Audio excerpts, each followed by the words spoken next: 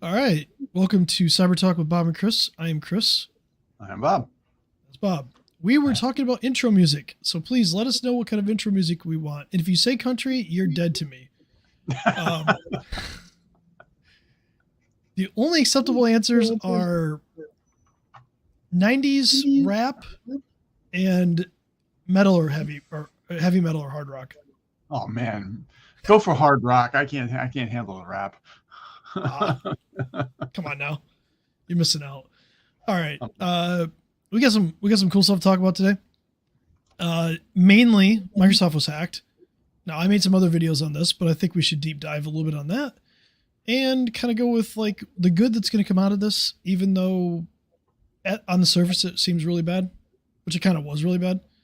So do you want to talk about it? You want me to kind of kick it off? Well, I actually posted a video, a thing earlier in the week that just kind of like touched on what happened with the U.S. State Department and the Commerce, and the fact that one of the cabinet members' emails was actually compromised. And like you said, there's bad things happening every day, but in this case, it looks like we might see some good stuff coming. Yeah, when 25 organizations are hacked, including the U.S. State Department, the U.S. Department of Commerce, the U.S. Commerce Secretary, to what Bob was referring to, and Microsoft didn't know it until the U.S. State Department notified them that they saw malicious activity on June 16th. Well, it turns out the hackers had actually been doing what they were doing since May 15th, at least May 15th. So Microsoft had a consumer signing key stolen. They don't know how it got stolen. They're still trying to figure that out. But that key should have never been able to sign tokens inside of 365 to allow email access. And that's what happened. Wow. So they were forging these authentication tokens for all these email accounts, and they were accessing them through Outlook web app. And that's how they were doing. They were doing it through like an API to forge the token, and it should never have been allowed, but it was. So they patched it for everybody. So actually, everybody's 365 is now safer. And we're getting 31 security logs. But actually, that one goes back to saying that it wasn't the local user's hygiene or the client hygiene. It was actually a service provider issue. And we go back and people say, I'm safe and secure because I'm using a cloud hosting provider. Guys, this was Microsoft. They had a bad policy. A key got out. The keys to the kingdom got out in this case. Well, the signing key should have only worked for like Outlook.com or like Hotmail.com, but on the consumer side of it. But for whatever reason, they're when they signed the tokens, that should have invalidated them, and it didn't. It actually validated them. So they fixed that bug. But yeah, I mean, look, we entrust our data with cloud providers. It doesn't matter who it is, Microsoft, Google, Amazon, whatever. I mean, they can all have vulnerabilities and bugs and things like that that have to get fixed. The key here is the U.S. State Department, because they were paying for a high enough level, they were paying for at least E5. So Microsoft 365 E5 it's technically considered government high, but they noticed malicious activity and they notified Microsoft, and they were like, we don't understand how this is happening. And then Microsoft started diving into it, and that's when they found everything. So wow. Unless you were paying high enough, you wouldn't even get the logs to even look at this and notice this stuff. So that brings us to the other problem. A lot of people. Well, just hold that thought for a second. But a lot of people it's like, well, I'm getting Microsoft email right now. I'm paying $3 a month or $5 a month for an email account. Isn't that the same security that we're getting on these other accounts? Which it's not. No, and if you have multi-factor authentication turned off, definitely not. The way it works is you get certain logs based on what you pay. So sign-in logs or something that are included, you get 7 days. If you don't turn audit logs on, which we found is common for whatever reason with companies, they've never went in and turned audit logs on. Even if you were paying for the version like 365 Business Premium or E3 or E5, if you never turned audit logs on, there's no audit logs. When you turn that on, you're getting 7 days of sign-in logs, and that's it. So Whoever signed in or signed out in 7 days, that's all you get. Until you have that stuff turned on. And then after that, it's, whatever you pay for is what you get access to. Now, the good news is Microsoft has now announced that in September, everybody that pays is going to get 31 security logs. That's really going to help an incident response when accounts are compromised. The downside to that, did they say how far back those logs are going to be? they did, but only for people who pay certain. I don't know if it's business premium or E3 it will go from 90 to 180 days. I'm assuming those 31 days, those 31 logs will go to 90 days. Okay. And then they expand it based on what you pay. Which, again, to everybody, like storing logs costs money. Bob and I talked about this, but in certain cases, Microsoft's storing the logs. They're just not giving you access to them unless you pay. The real key is what's being done with the logs. I think that's something that a lot of people miss. So even though you have the log, if you're not using a tool or some sort of analytics to look at the logs and actually notify you that something malicious is happening, it's just a log. So it's really good if you know that something happened and you call like an incident response firm or you talk to an IT, whatever, however you handle your incidents.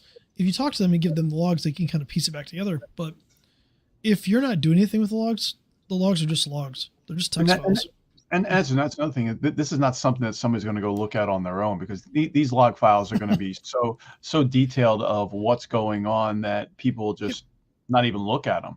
So it really can we find a person that can actually stare at a log all day? Like I legitimately want to find somebody that can actually do that and not go. All the ones and zeros start looking the same at that point. So like Chris said, you need to have real analytics tools on top of these logs. But now that Microsoft is making this data available to everyone, it actually allows us to expand some of the tools that are people there and get some better data to know what's going on in incident response. Because if the bad guys get into an email account, now we can go back and go deeper and say, here's what they did when they were there. Did they go and change privileges or set up additional accounts or open up back doors so they can come back in later? And these are what's showing up in these logs. In the past, like Chris said, the only log we saw was access logs, who came in and when. Yeah, and the 31 logs, they didn't exactly say what we're going to see, but I'm assuming it's going to be more about the actions that were taken, like what you're talking about. Yeah. So did they make like certain forwarding rules on the account? Did they create a bunch of forwarding rules, things like that? Then you dive deeper in this. Wall Street Journal talked about this. CISA and the Biden administration have been trying to work with Microsoft to make these free for a year. For a year. And it's Microsoft was like, Microsoft was like, well, blah, blah, blah. But all of a sudden, Chinese, was it Storm 0558 is the ATP or is the APT? And now Microsoft is like, well, you know what? Maybe we'll make these free now. So they're being applauded for that. But like, we have to understand that they're not the only cloud provider out there that hides logs from people, that puts them behind a paywall. They're not alone in this. This is a common practice.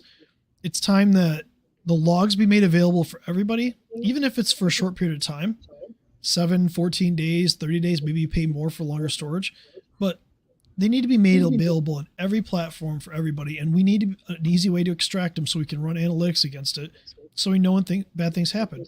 And if you need to go back further, you should have to pay more, because it does cost something. Sure. Like, you don't pay $3 for a mailbox and expect them to keep a year of logs. That's a losing proposition for Microsoft.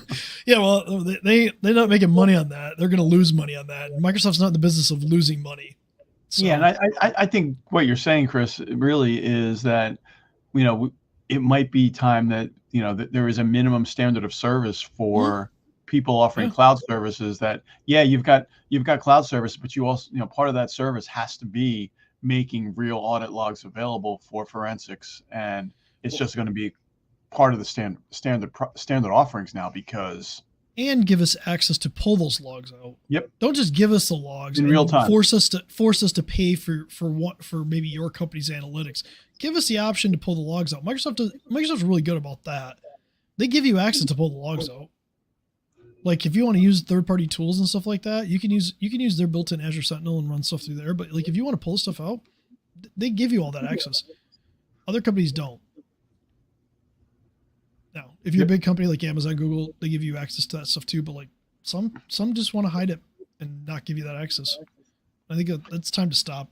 And I think what you said is really key. Is you want to be able to put it into your tools versus using their tools, because in your tools, you're going to have data from multiple sources. So we might see something correlated that, you're not going to see just on the Office 365 side or on the Google side. So we put it all together. Yeah, take it. taking that data is so important. Being able to put it into some correlation engine and really kind of piece together all the telemetry you get from your cybersecurity program. So Chris, this has been a lot of tech talk about talking about log files. What's this really mean to end users, and how can they ultimately what should they be doing, and what should the businesses be doing? One, make sure you have auto logging turned on if you have Microsoft 365. If you don't know how to do that, you can go on Bing, or I'll say Bing because it's funny. You can Google it too if you want. Whatever search engine or preference you have, DuckDuckGo, you want to do some of that. You can find out how to turn audit logging on. Absolutely should be turned on for everybody, just in case you want to turn on now. Once they get closer to releasing those logs, it'll be really interesting to see. But as long as the logs are turned on, if you have an incident, so if somebody gains access to one of your emails, maybe it's a business email compromise, it's going to make it easier to figure out what happened. And so that you can hire a firm and go back and say, okay, this is what happened. This is the actions we need to take to stop it, to remediate it now and then stop it in the future, or at least minimize the risk of it happening in the future.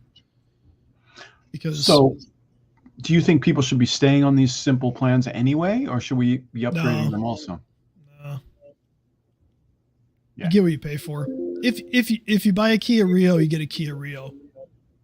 Yeah. $20,000 car. A $3 mailbox is a $20,000 car. Yeah.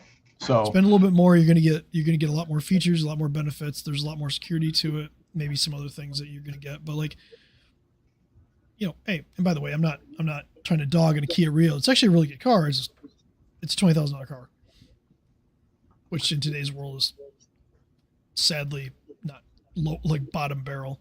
So, but yeah. $20 used to get your full shopping cart of groceries too. Yeah. Now what's the average car? Like 44,000, 45,000, something like that, I think.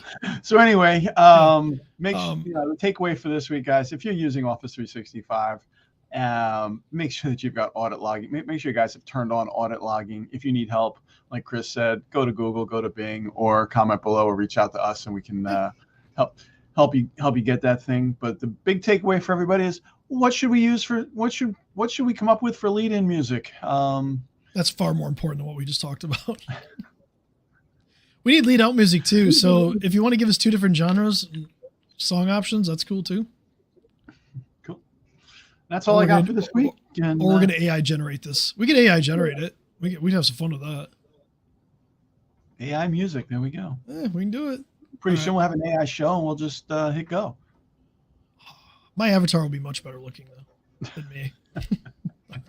Anyway, have a good week, everybody, and we'll talk to you next week.